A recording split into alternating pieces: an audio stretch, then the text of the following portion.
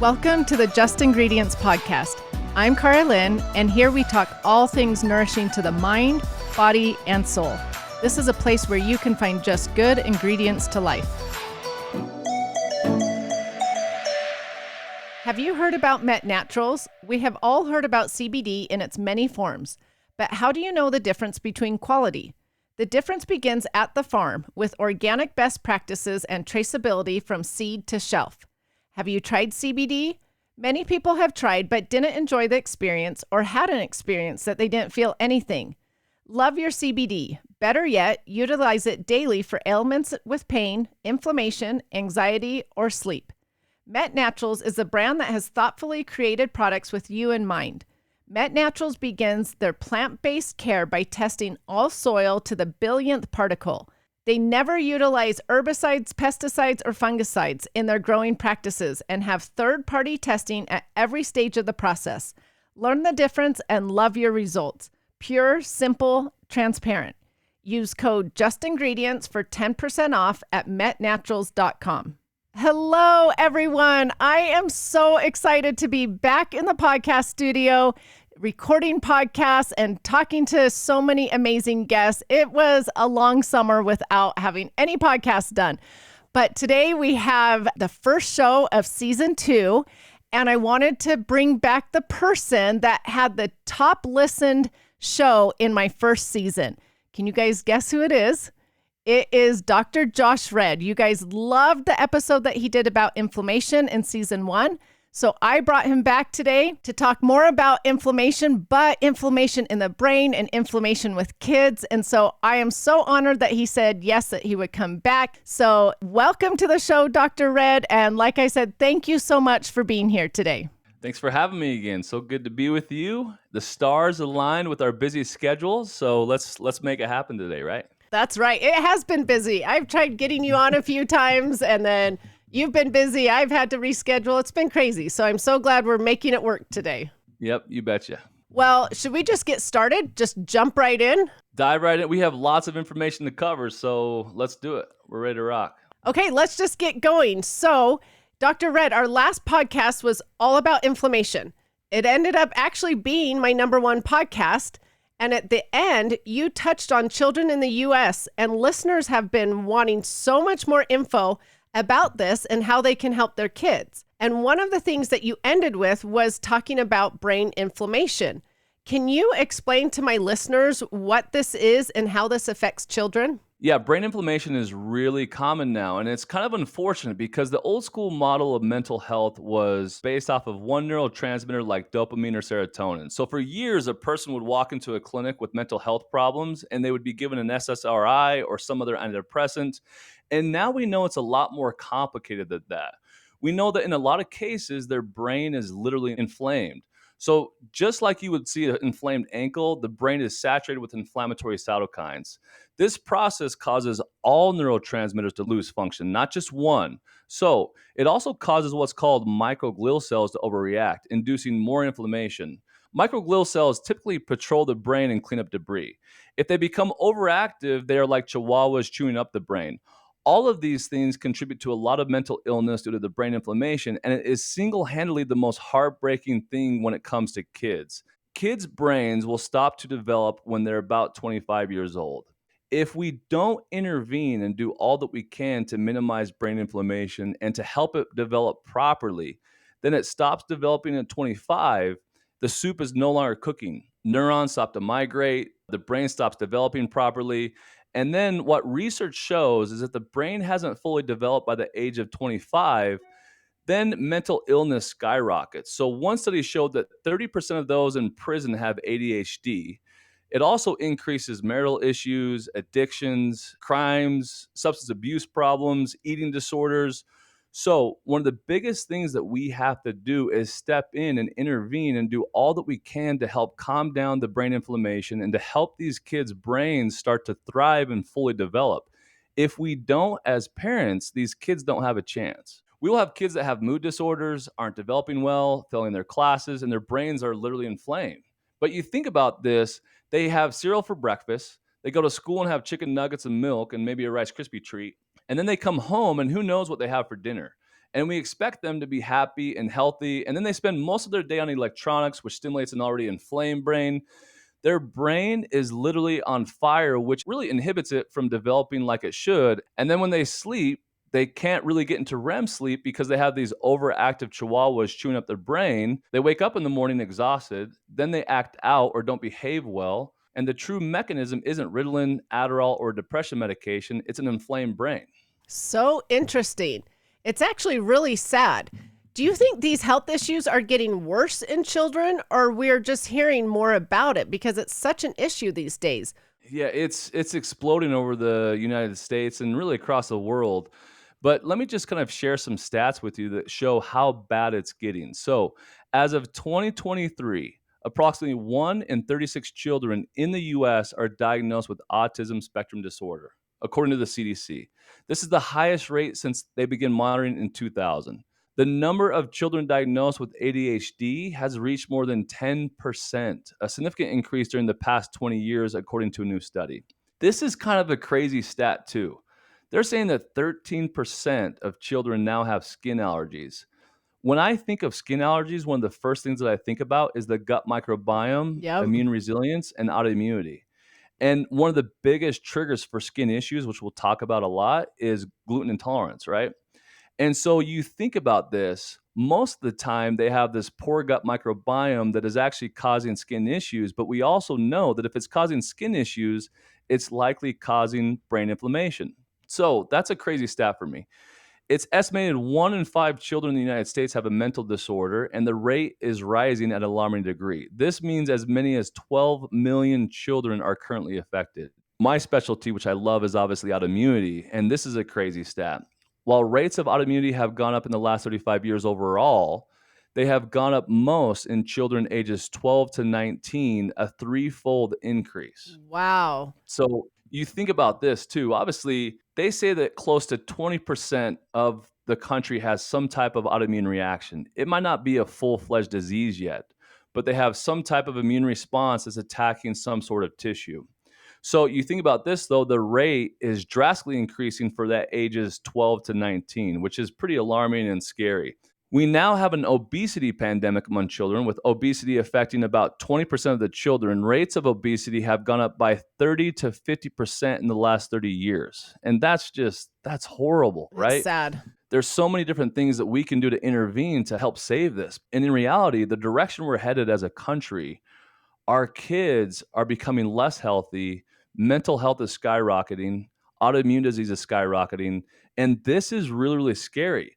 Usually, if you have an autoimmune disease, prior to that, you've had some type of food intolerance or chemical intolerance for about 5 years prior to that, maybe even longer. So these kids are suffering with a ton of different issues and problems prior to even developing an autoimmune condition. Wow. From 2001 to 2017, the rate of childhood type 1 diabetes increased by 45%, and type 2 diabetes grew by 95%. There's no reason a kid should have type 2 diabetes. So you think about this, the four most common autoimmune diseases in children are celiac disease, type 1 diabetes, lupus, and juvenile arthritis. In adults, it's Hashimoto's, but you see that these autoimmune conditions are getting worse and worse and worse in children. And then once they become adults, we're seeing that Hashimoto's is actually the number one autoimmune condition in the country right now, which is really when your immune system attacks the thyroid at a rapid pace and causes a ton of different problems and will eventually cause low thyroid. But you think about this, kids are suffering right now. The highest probability is celiac disease, type 1 diabetes, lupus, and juvenile arthritis, which, it's really unfortunate to see. But a lot of these kids don't have a chance if we don't intervene right away. If they have these types of issues, skin issues, autoimmune conditions, the likelihood of them having an inflamed brain and it not developing properly is high. And then once they get to 25 years old, if we haven't improved their brain to where we allow it to develop properly, then this can contribute to so many different issues in the long haul. And that's the scary thing right now. Those stats are really alarming. They're crazy and actually really sad. So, in your opinion, what is leading to all of this? Well, let me turn that question back to you. What do you think's leading to this? Well, my whole Instagram account talks about this. It is their diet, a lot of it, their diet and their lifestyle choices. But As parents, we're responsible for these children and we're feeding them too much sugar and not enough fiber and not enough protein, all these things. Yeah, like let's take an average kid just for fun. If I was going to do a 24-hour diet recall to an average child, what do you think their standard diet consists of, starting with breakfast? Like, what do you think they're really having? Cold cereal or a piece of toast. I ask kids all the time what they have for breakfast just out of curiosity, and that's usually the answer I get is either cereal or toast. Which is terrible. They might as well just like eat a napkin, right? Except maybe a napkin's not as inflammatory. Or eat a candy bar. You're right. You're right. And then what do you think they have for lunch? The school lunch, a lot of them, or Yeah. just a sandwich on white bread along with their Chips Ahoy and goldfish crackers and a Capri Sun. Yeah. And then for dinner, who knows what they have for dinner? During the day, they're probably having candy from the vending machine or whatever that may be. And we're literally inducing so many different problems, right? So the research is showing a correlation from the standard American diet, the marketing of ultra processed foods, and environmental chemicals. This sets our children up for failure. So it's more important now than ever to teach our children the skills they need to stay healthy. Food industries, this is kind of the sickening part, recognize our children as valuable lifelong sources of profit. They create products that are intentionally addictive and loaded with sugars, refined carbs, industrial seed oils. They have multiple additives, gluten, pesticides, commercial dairy, and more. They can't market cigarettes to our kids, but they can market so called foods linked to diabetes, obesity, brain development disorders, neuropsychiatric disorders, learning disabilities, cancers, and reproductive health issues, right? And then we're finding out that more than 65% of foods consumed by Americans today are highly processed, addictive, and contribute to the most common health disorders. Children are the primary target, though. And advertising of processed foods to children increased by guess what? Guess how much over the last 10 Uh, years? you want a percentage? How about like twofold, threefold, fivefold? Yeah. Yeah, it's increased the last 10 years by 50%. Wow. And so what we're seeing is that this correlates directly to blood sugar imbalances, brain inflammation, impaired neurotransmitter firing. It contributes to an explosion of neurobehavioral disorders and a ton of other health issues. That is so sad again. And it's wrong, but as parents, we've got to know what is going on. I'm curious though, you see so many patients and you do so much research. Is there a common imbalance that is more prevalent than others in your patients and the children patients? I think across the board, without question, it's going to be blood sugar imbalances. Blood Hmm. sugar imbalances create so many problems for us. So you think about this, just the foods that you listed out. A child wakes up and might have cereal for breakfast or a Pop Tart or toast. Instantaneously, it doesn't have anything in there that's really going to be healthy for us.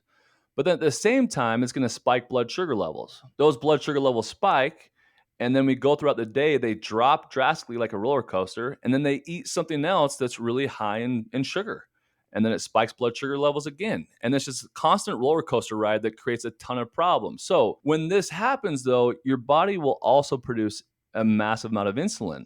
And so what happens is research shows excess insulin causes problems with our hormones. It causes problems with how our liver detoxifies. It causes problems with our intestinal tract. It impairs immune function. It causes brain inflammation. Blood sugar issues really are the key driver for a lot of mood and behavior issues, too. So think about this. If our blood sugar levels are constantly up and down, typically our emotions will be up and down. Our thought process will be up and down. We won't be able to think properly. We'll have more ADHD. We'll have more behavioral type issues. We'll have more problems. And it will really center around how our blood sugar levels are. And so this is kind of an important thing to understand. But hands down, we see blood sugar issues as the most common denominator when it comes to these autoimmune conditions, brain inflammation, intestinal permeability, poor gut microbiome, you name it. One study showed that the United States is the world's top sugar consuming nation with an average intake of 57 pounds of added sugars per year. 57 pounds. It's crazy, huh? That is absolutely bananas. And we're not talking about like fruit. We're talking about literally added sugar and garbage that has little to no nutrients to help us thrive. So we're constantly eating sugar, constantly destabilizing our blood sugar levels, constantly having our body produce insulin. And this just gets worse and worse and worse. And then we have all these other physiological issues that are driven by blood sugar imbalances. And now we have this chronic health pandemic that's destroying lives. And really, this isn't the kid's fault, right?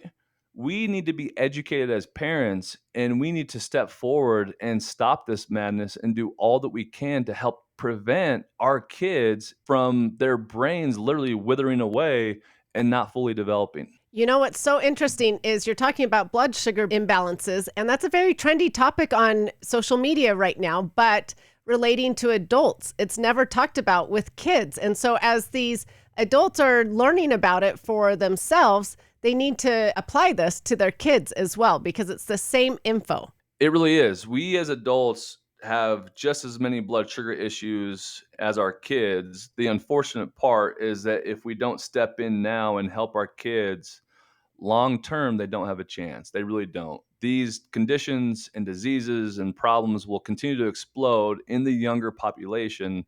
And that's something that we're passionate about. As you've seen our Instagram, my kids and my wife have stepped up big time to kind of help educate the population on what are better options than just like cereal for breakfast in the morning or a Pop Tart, and better options for lunch and better options for dinner.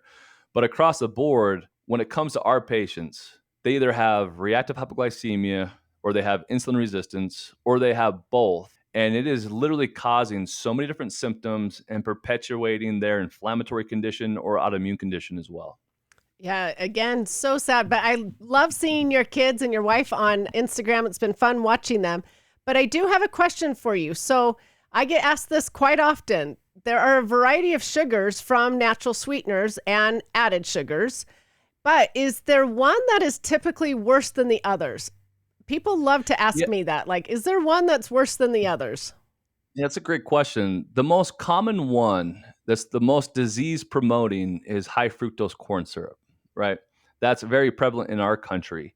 You can go to other countries and they don't even have it in any of their products. But in our country, we have it in pretty much everything. It's in sweetened sodas, it's in a ton of commercial products. However, research is showing that excess consumption of high fructose corn syrup will cause metabolic syndrome, it causes fatty liver disease, and also research shows that high intake increases asthma, skin issues, and brain inflammation. And the reason why is because it transforms fructose into inflammatory byproducts in our gut.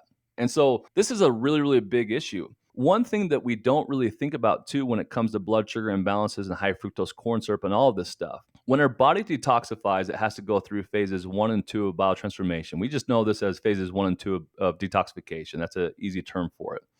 But what happens is it will leave our liver and it goes into our intestinal tract. There's an enzyme called beta glucuronidase that will actually break those toxins free and pump them back into circulation. And guess what the most common imbalance is that causes beta glucuronidase to do that? I'm going to guess sugar. Yep, blood sugar imbalances, reactive hypoglycemia. And so we have all this information. We know this. We know that it causes increased asthma, skin issues, brain inflammation, you name it. But on top of that, it's also impeding our body's ability to fully detoxify. And you know, as the toxin queen, is that proper to say? That's a good title. You know more than anyone, we're constantly being exposed to chemicals and just crud. And if we have blood sugar imbalances, then we're not going to be able to detoxify properly. And they get pumped back into our system from beta glucuronidase.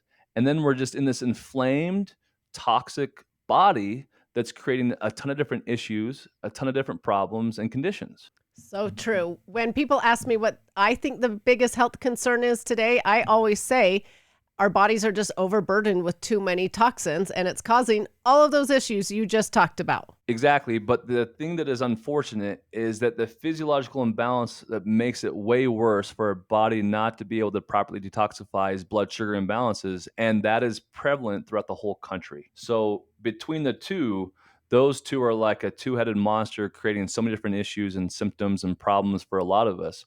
And it's amazing how we'll see patients that come into our office, we stabilize glucose, we have them avoid inflammatory foods, we do some things to help liver function properly, and all of a sudden within a month they feel better than they have in 5 to 10 years. And it's as simple as diet, lifestyle, and nutrition. It's as simple as that. People don't want to accept it, but we see it literally every day in our office, and we have 8 offices. It's really interesting because I get testimonials on a daily basis about people feeling better when they change their diet and their lifestyle changes. So it really is so true. But I do have a question for you. You mentioned sugar and it being addictive. Why is sugar so addictive? Yeah, we learned that sugar actually triggers the same dopamine response that a lot of other drugs do. It causes this dopamine reward circuit and it just pings it over and over and over. And the release of dopamine when sugar is consumed makes the brain and body crave and actively seek sugary foods. So, a high sugar consumption can also stimulate a similar dopamine reward circuit in the gastrointestinal tract, which then further intensifies sugar cravings. Then this is all perpetuated by when somebody has blood sugar imbalances, their cells eventually will starve for glucose because of insulin resistance. And so they're literally craving the most fast acting form of sugar. We also learned that sugar stimulates the production of opioids, the body's natural pain relieving chemicals. And then continuous stimulation of this by sugar can lead to rewiring of our brain neural circuit system to create addiction. So it's a lot more complicated, but without question, research is showing that this can drive a lot of addictive type behaviors. So, like, for example, one interesting human study showed that bariatric surgery patients shifted their addictive behaviors from high sugar foods to addictive drugs after surgery, since their ability to consume large amounts of sugar was compromised. So, we're seeing the research show this. We're seeing that it can absolutely cause an addictive type behavior. We're seeing that it can stimulate a similar dopamine reward circuit in the gastrointestinal tract. So this is real. Like this is literally happening. You think about this with our kids, though, who have no clue about this stuff. They're being fed or they're eating these foods that are ultra processed. It's pinging that dopamine reward circuit over and over and over. Then we give them cell phones that are triggered through social media, pornography, blue light stimulation. They play video games. Their brain is literally getting bombarded by these dopamine pinging sensations, and this causes tons of problems. They literally have no chance to thrive if we're allowing this stuff to happen, and their success in life is dependent upon it. But parents don't know. The children obviously don't know, and they're being led down this path that is really, really, really scary. It is scary. We keep saying that, but let's actually give some listeners maybe some tips or some easy advice. So, if they want to lower their kids' sugar consumption, do you have some advice for them? Yeah, some of the easiest things that you can do, conventional juices, sodas, those are just so high in sugar, right? You could avoid those altogether, and that's going to lower their sugar consumption really fast. Obviously, minimizing the amount of candy intake, just those are pound for pound, have the highest concentration of sugar. If your kids do want something sweet, though, there's lots of better options to have. But if they do want something sweet, have them eat it with like a fiber, a fat, a protein at the same time. And this will slow the absorption of glucose and this will minimize the harmful effects around that as well. Yeah, I try to teach that all the time to eat a carb with a fat or a protein or the For fiber, sure. They and it can will help a ton. Yeah, yeah. So, like, look, our kids aren't free from sugar. When they're home, they're eating really healthy. Their quality of life is obviously a lot better than what it would be if they were eating crap. But do they want to go to the gas station with their friends and get candy? Sure.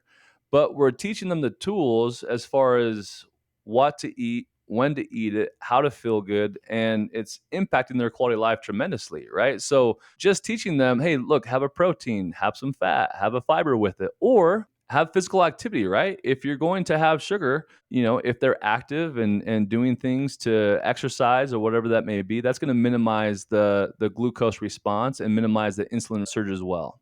So true. And it comes down to the parents teaching the kids, like you said, it's not about being extreme, like you can't ever have sugar. We're not preaching that. We're trying to teach, like, let's eat better choices throughout the day for our breakfast, lunch, and dinner. And when they do have a treat, like going to the gas station with their friends, let's teach them some tools that will benefit them as well. For sure. Imagine if our kids, instead of having 57 pounds of added sugar per year, imagine if they only had 5, which Yeah. is probably still a massive amount. But That's significantly better than 57 pounds, right? Just Exactly. that alone is going to shift the health of our whole country. Like, I went to Johns Hopkins and I did a public health degree in biology. And we spend so much time on, okay, what's the best vaccine that we can create to help save lives? Or what's the best medication that we can create? And in reality, the best public health policy that we could actually participate in is just stop eating crap. Like, eat real food. That in of itself, minimizing your sugar content, minimize the amount of ultra processed foods that you eat, that would change the health of our country way better and way faster than any other thing that we could do right now this instant. Our country is literally imploding from a health standpoint. It's declining rapidly. And we're literally sitting here watching it, and nobody's really saying anything. And it's getting worse and worse and worse. Whereas there's simple changes that we can make that can make a dramatic impact on not just a few of our lives, but the whole country's life, right? So true. I agree with you 100%. And it's not going to be the politicians out there changing this. It's going to be people like you and me trying to spread the message on social media platforms and trying to educate parents. So thank you for all that you do. But now back to the podcast about blood sugar imbalances and sugar and things. I actually want to ask you, as a doctor, just because I talk about this on my site quite often. So I'm curious to hear what you say. What do you think are better or safer sugar alternatives? Some of the options that we use in our house are honey, 100% organic maple syrup. We love dates. Dates don't spike blood sugar levels unless you eat a ton. So you'll see that a lot of companies now are using dates to sweeten their products, which is fantastic because it's not causing that insulin surge. Other better alternatives are stevia and monk fruit as well. If you can get organic stevia, that actually has a therapeutic benefit as well. So those are definitely better options than high fructose corn syrup and sugar in general. Yeah, and I always tell people to look for stevia leaf because it actually is processed differently than stevia. And so I like those alternatives. But Yeah, talking for about sure. monk fruit and stevia leaf, because people get those mixed up quite often with artificial sweeteners, and they're not, just FYI for those listening, they are a natural sweetener. But Dr. Red, what are your thoughts about artificial sweeteners? Yeah, and that's a good point that you make there. Stevia and monk fruit, the research shows it doesn't spike insulin near as much as regular sugar. So that's really important to know. And they're natural sweeteners. But again, there's kind of the good, better, best there. When it comes to artificial sweeteners, I jokingly say that artificial sweeteners are like drinking chlorinated pool water. I'm not kidding there. It's not far off from what the research shows. Research shows that it destroys the gut microbiome, it can induce intestinal permeability, it increases the risk of food intolerances, and artificially sweetened drinks have been linked to a higher risk of stroke and dementia. Aspartame, in particular, is known to cause neurological symptoms such as headaches, seizures, and migraines due to its impact on neurotransmitter and synthesis and release. Okay, so now besides sugars, I have another question. Are there other foods that are common contributors to health problems in children besides these sugars or artificial sweeteners? Yeah, if you listen to our podcast on inflammation, we'll have our autoimmune and inflammatory patients avoid a ton of different foods, foods that they're intolerant to, but also just foods that cause and induce inflammation. When it comes to our kids, there's only a handful of things we'll have them avoid. Some of the most common things that cause problems for kids are dairy, gluten, sugar, food dyes, and inflammatory oils. If we have a kid that comes in and they're really sick, will have them avoid those foods. And they're so resilient that just giving their body a little bit of a break and minimizing those specific items, it can have a huge impact on them. And they tend to respond really well. What takes an adult patient 6 to 9 months to help improve might only take a child 1 month or 2 months. Kids are so resilient, and if you feed them properly and you put them in the right environment, their body just responds so much better than it does adults. That's actually really interesting. Okay, you touched upon inflammatory oils. These are trendy right now on social media. Some people are calling them seed oils. Will you just tell the listeners what those oils are real quickly? Yeah, the biggest culprits that we see with our research is soybean oil, canola oil, sunflower oil, and cottonseed oil. Those are probably the most common ones that we see that are inflammatory. What about corn oil? Did you say corn oil? Corn oil is also there too, for sure. Hilarious side note. One of my favorite things is research, and we posted a post about inflammatory oils and basically just went on PubMed, went through a bunch of different medical journals, and we posted this, and they literally threatened to delete my account, and they said that I had to delete the actual post, which is pretty crazy, right?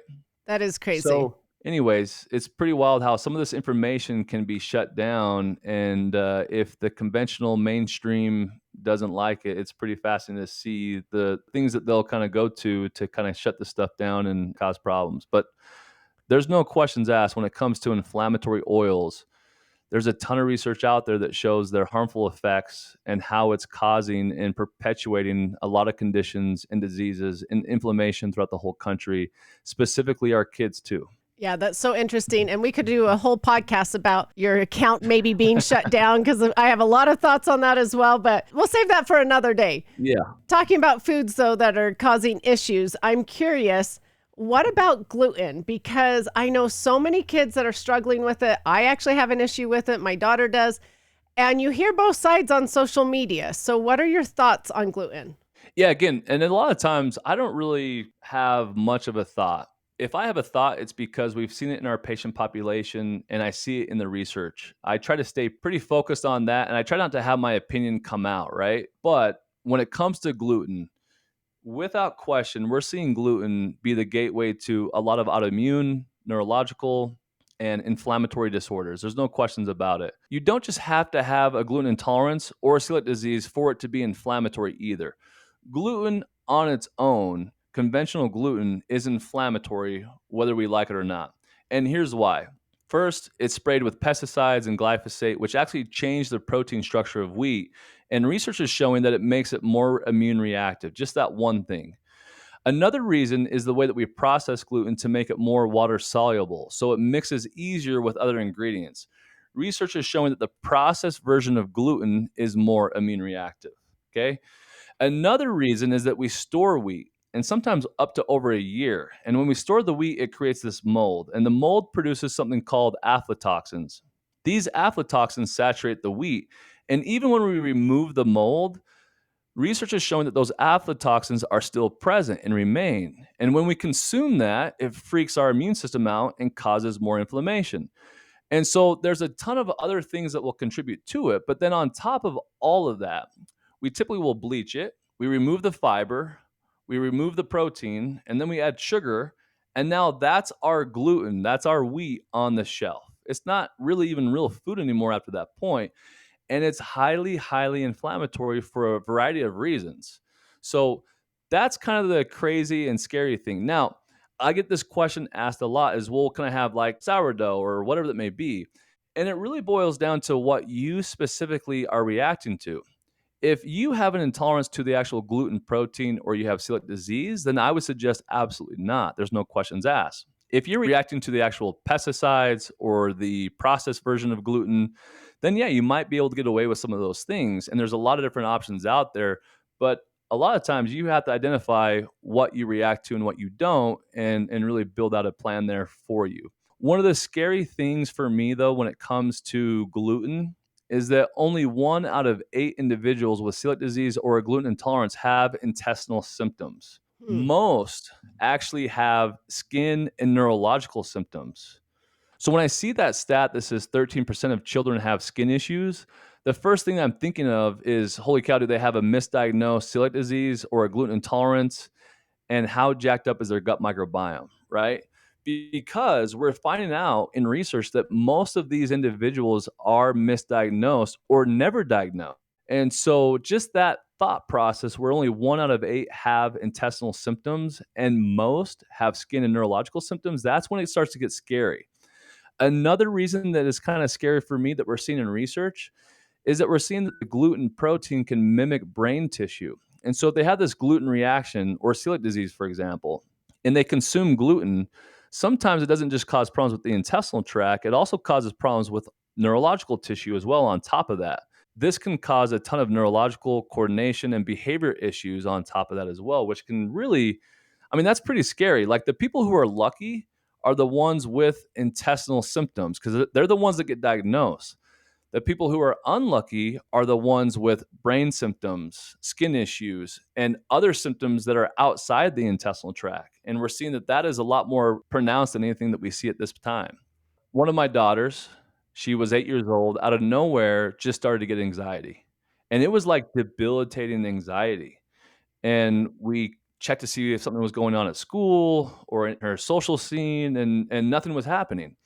And all of a sudden, this anxiety just kept getting worse and worse and worse. And so finally, we intervened and we figured out she ended up having a gluten intolerance. And I actually have celiac disease in my family. I have a few sisters with celiac disease and a lot of family members outside of that with celiac disease and other autoimmune issues.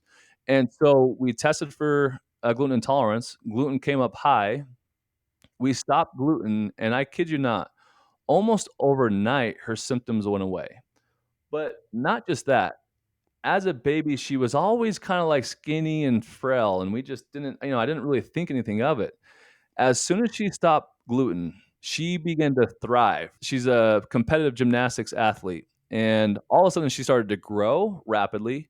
She began to get a lot stronger, and then she just started to excel in gymnastics, and now she dominates. Last year, she was on the state team and represented Utah in regionals, but she's excelling in a ton of ways, and it was literally overnight once she stopped gluten. She's the girl that you'll see on my Instagram, like, super confident, fun girl now that makes all these gluten-free recipes. She literally makes her own breakfast sometimes, she'll make her own dinner, she makes her own gluten-free snacks. It's pretty awesome to see, but think about this, had we not intervened, had we not caught this, she could have been on anxiety medications, depression medications, she would have had to go through therapy. Her whole life would have been crippled by this one thing, and luckily for us as parents, we found that she had a gluten intolerance. We stopped. She immediately felt better. Quality of life was markedly better. Now she's super proactive in her own health. But this could have been really, really, really crippling, right? Yeah, it's so interesting because my 9-year-old daughter has the same thing, has issues with gluten. And if she eats it, oh my goodness, I've got this moody child who just everything is so traumatic and she's in tears. And I'm like, you have had gluten. Like it just makes her so moody. And so off of it, she just feels so much better and has more energy and her skin cleared up when we figured out what it was. So almost like Yeah, your daughter. I mean, you think about that, that's not an intestinal symptom. Yeah, it's Those true. are brain-based symptoms when she eats gluten, right? And that's scary that we're now finding that gluten can impact the brain in such a detrimental way that it creates so many different issues for their behavior. And not many people are talking about this.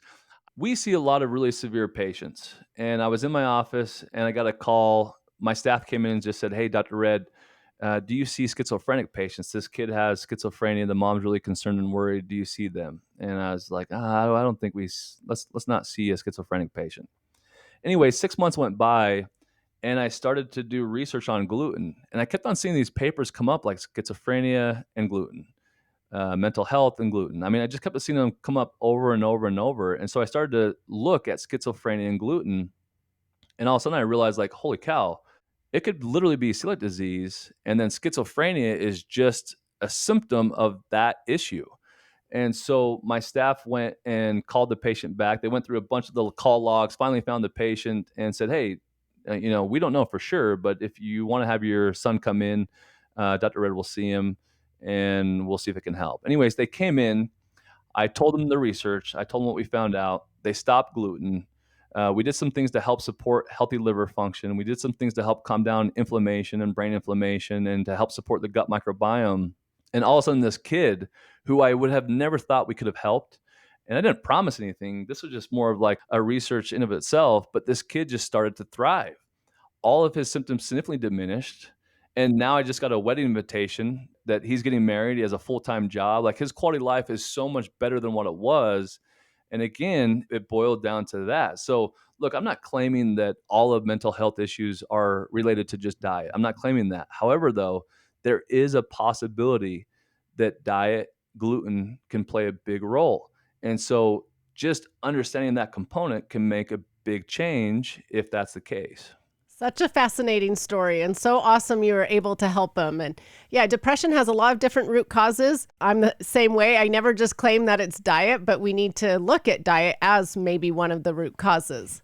For sure. And so with that said, I'm actually curious, the gut microbiome, that's trendy right now on social media. How important is that for our children? Because it's discussed a lot as adults on social media, but what about our children? Yeah, we talked a lot about it today. Just to give you an idea, 90% of the body's serotonin and 50% of the body's dopamine are produced in the gut. So, how important is the gut microbiome if those neurotransmitters specifically, that amount is produced in the gut, right? Hmm. The gut is also responsible for regulating the production of myelin in the prefrontal cortex, which is important for self control. So, like our ability to gate emotions really comes from the prefrontal cortex. If that is impaired, then we have a ton of problems there. We'll have a ton of neurobehavioral type issues. Our ability to gate our emotions won't be there. So, the gut is really, really important. It also is really important for the blood brain barrier. If our patients have intestinal permeability, we call it leaky gut, right? The scientific world calls it intestinal permeability. If we see that our patients have that, it's likely that they also have blood brain barrier issues, which will further induce brain inflammation. So, a poor microbiome diversity from a poor diet can lead to a ton of neural inflammation and altered behavior. There's no questions about it. Well, let's help the listeners out again so that this whole podcast does not sound all scary. What are some easy ways that a parent could support a child's gut microbiome then? There's a ton of ways that you can. And the best way is to just give your child a variety of fruit and vegetables. Fruit and vegetables will help the gut microbiome flourish tremendously.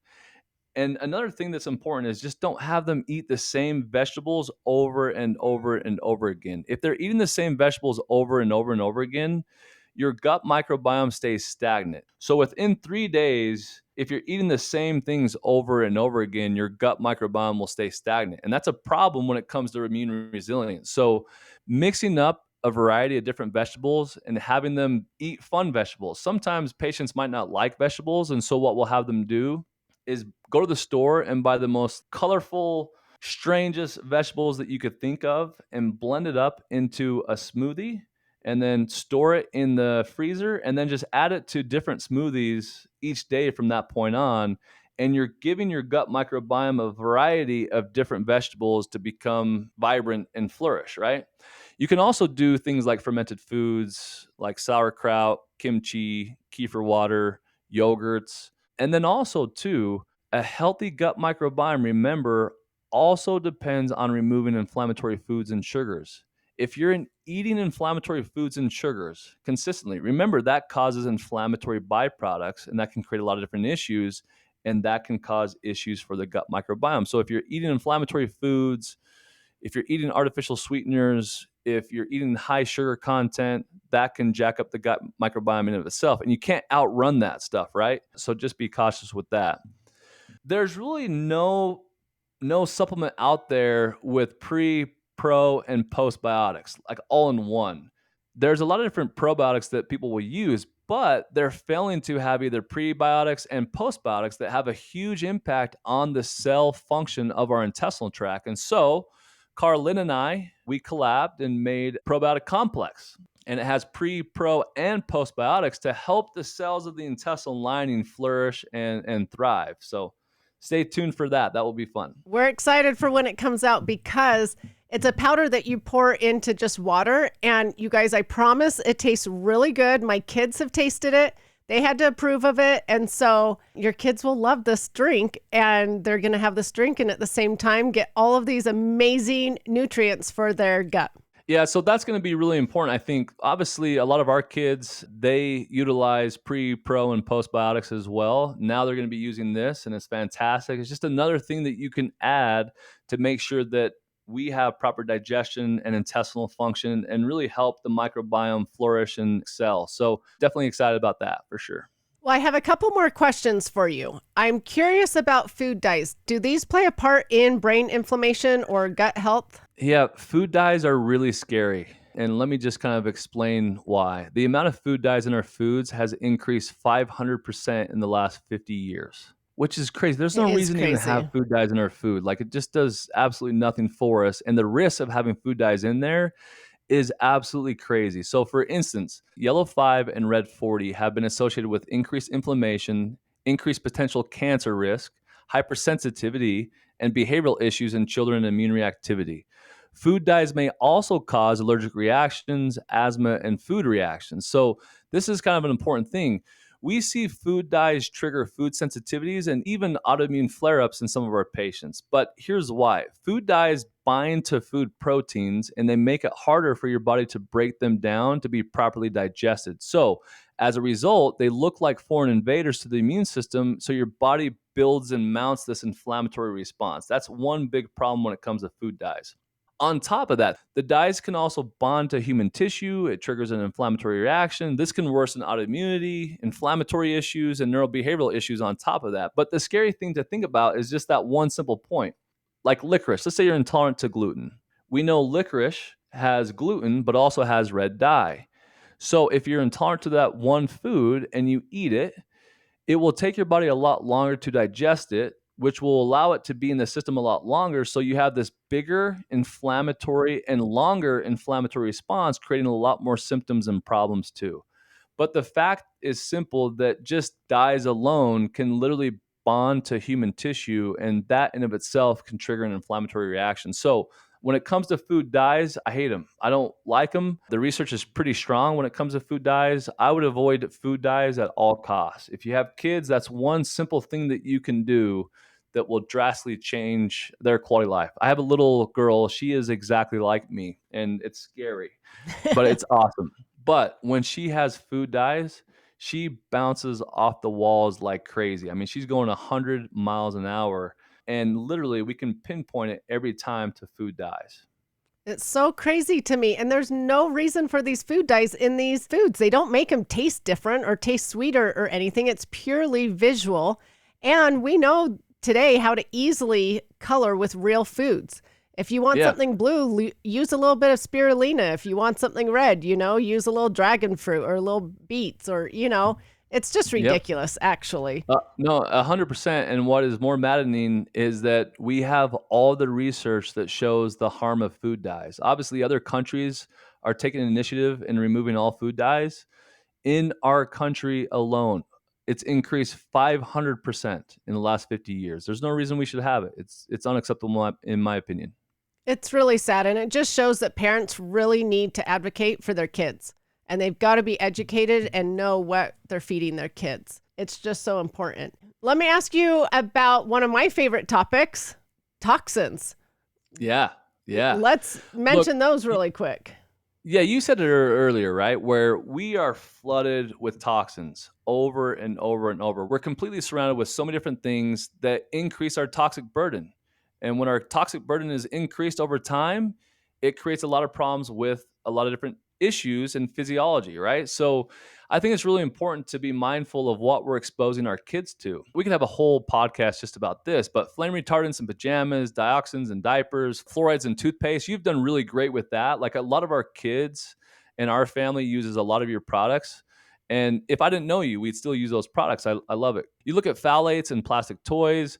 I could go on about this stuff, but just understanding what you're exposing your kids to and making simple swaps, it will minimize their toxic burden and it can drastically improve their quality of life. And like I said before, they're introduced to so many different toxins. And then on top of that, they have blood sugar issues, which minimizes their body's ability to get rid of these toxins.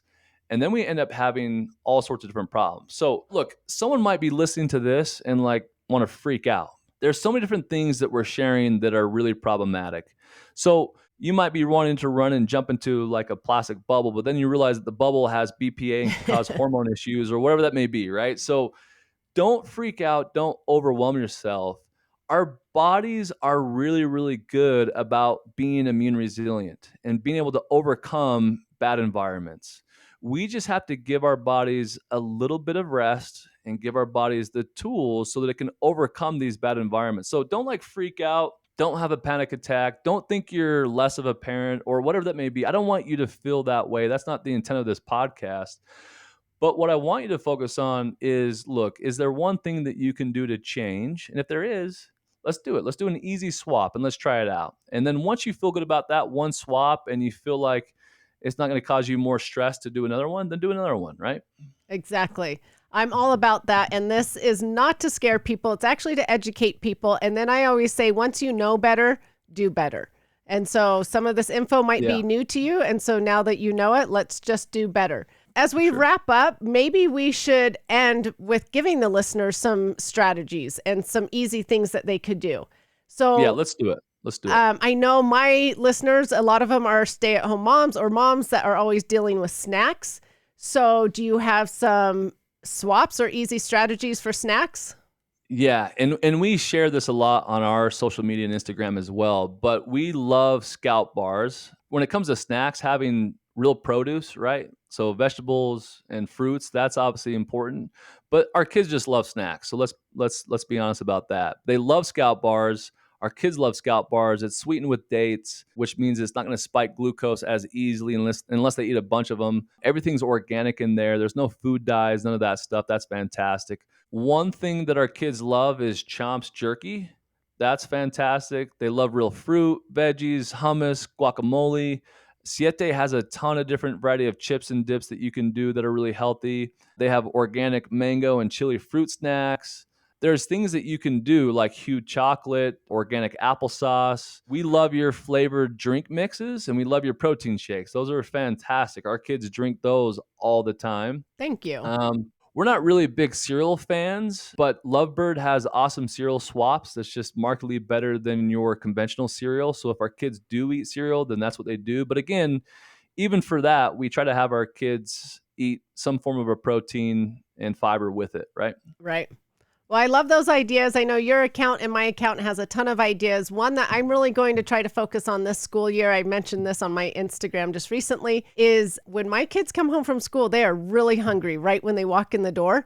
And if I have a platter of veggies out, just like a veggie tray with a little bit of ranch, mixed in some sour cream or something, oh my goodness, they will just pick at those carrots, tomatoes, cucumbers, jicama, whatever's on there and just eat away. And I'm like, oh, that's the best way to get some veggies in you guys. Yeah, that's so great. And again, just by doing that, you're helping change the gut microbiome, right? The gut microbiome is not stagnant with your kids because you're giving them a variety of vegetables and different snacks that they can do, which is fantastic. So good job. One last question for you about the kids, because I know my moms or dads, the parents will ask, do you like certain supplements for kids? Should they be taking them? What are your thoughts? Yeah, that's a great question. We get asked a lot too. So, the quality of our food and soil is really bad in the US. So, even if you're getting them healthy fruits and veggies and food in general, I think it's really important for them to do some type of like multivitamin. So, our kids drink a shake called Hepato RLS from Palmavita. It's really, really good.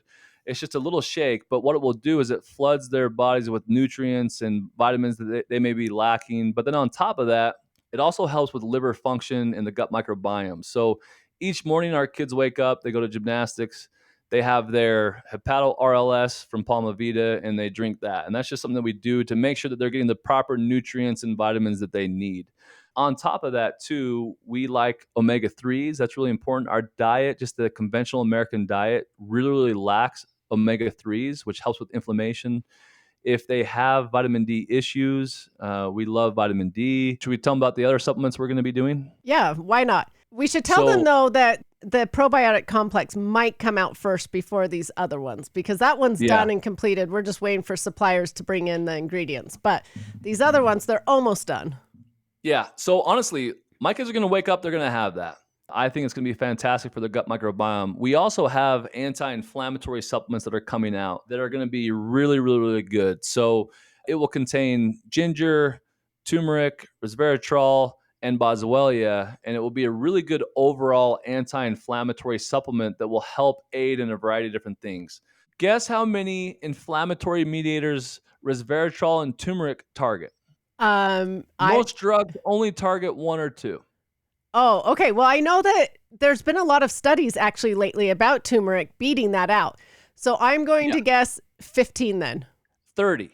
Oh, wow. It targets 30 different inflammatory mediators, which is fantastic, right? So you can do a lot of things when it comes to inflammation. You can support inflammatory pathways just by those things, which is great. Yeah, that really is incredible. I'm excited for our supplements to come out. There's actually even more supplements than what you just mentioned, but maybe we'll save that when they come out. We'll teach them all about the brain ones, the brain Yeah. supplements, all these other ones we have coming up. The brain stuff is really cool, and here's why. Because of brain inflammation, blood doesn't circulate properly. So we have these artesian veins and the blood doesn't circulate properly and it can't get into those like little tiny distal tissues. And then oxygen and glucose can't get to those areas. And then brain dysfunction just increases from there, just from that. And so there's lots of botanicals that can be utilized to help with getting oxygen and glucose to distal tissues of the body and to the brain. And this can help kids and parents and adults thrive, really, because for the first time, they're getting oxygen and glucose to the brain and parts of the brain that they haven't. And things start to thrive, symptoms decrease. There's a lot of things that you can do just from the brain alone to help patients feel good and to have a lot better quality life, to diminish brain inflammation and to minimize problems from happening. And remember, when it comes to kids, just helping the brain develop properly is so important.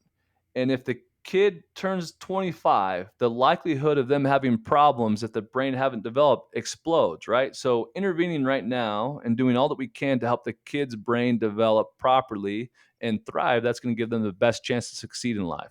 We have gone over so much today, and I actually could keep asking you question after question, but due to time, we're going to wrap up. So will you just tell my listeners where they can find you? They can go to drjoshred.com or they can find me on Instagram at drjoshred. And we have lots of content and information.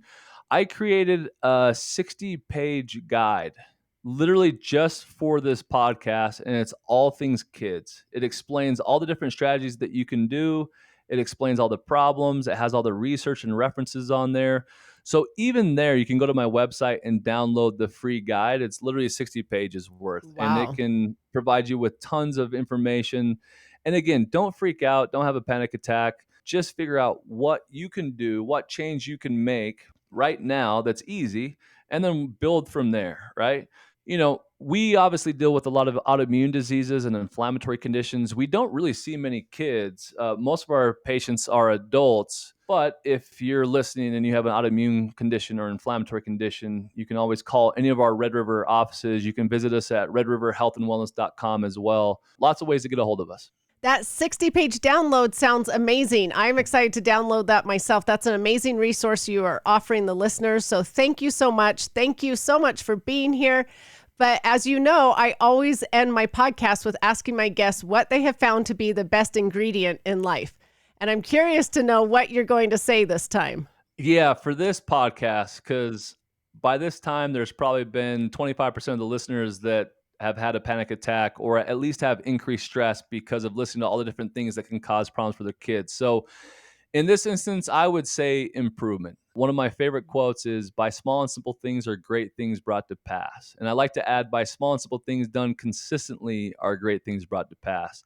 Listening to this whole podcast, don't focus on the magnitude or the abundance of everything. There's so much that could be done, but focus on improvement, right? We're all at different levels in our health journey.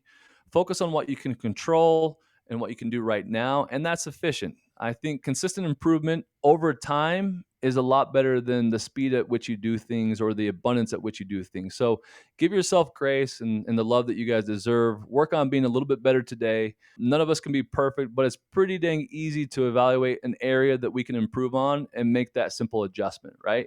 And then as you excel at that one adjustment, then make another one and just keep working at that. And that's sufficient. That's great. So the word is improvement. I actually love that. And after 115 podcast episodes, no one has ever used that word. So let's go. Yeah, I love that though. Nice. And it's so true because on my account, I never preach to just go change everything all at once. I'm always saying one little step at a time, one little baby change at a time.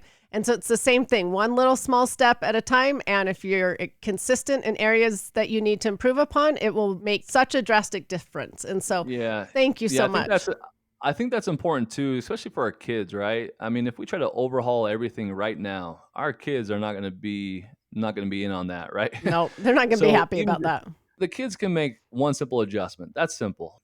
Work with them the best that you can, and I think the sky's the limit for you. And then the kids will really learn how to improve and how to feel better and how to make a better quality life. Like a lot of our kids, they don't do the things that they do to look better. They don't. They do the things to do because we've taught them how to eat properly, and we've taught them how they feel when they eat those healthy foods. They do it because they feel better mentally, physically, spiritually, you name it. Food is so important for us. So true. And I hope all of you listening have the motivation now to just make one little change at a time. It will better your health. It will better your kids' health. And again, thank you, Dr. Red, for being here. I know you're extremely busy. It's always an honor to have you on the show and to talk to you. And like I said, we could talk for hours, but thank you for taking the time that you did today to teach others. And you guys go follow him. Go check out his websites. He's a wealth of info. Like he said earlier, he's all based upon research, not his opinion. And I love that about him. And so thank you, Dr. Red, for all that you're doing in this world, trying to teach others how to live a happier and healthier life. And so thank you again for being here. You bet. Thanks for having me. Well, I'm sure we'll do it again in a year or so. Sounds good.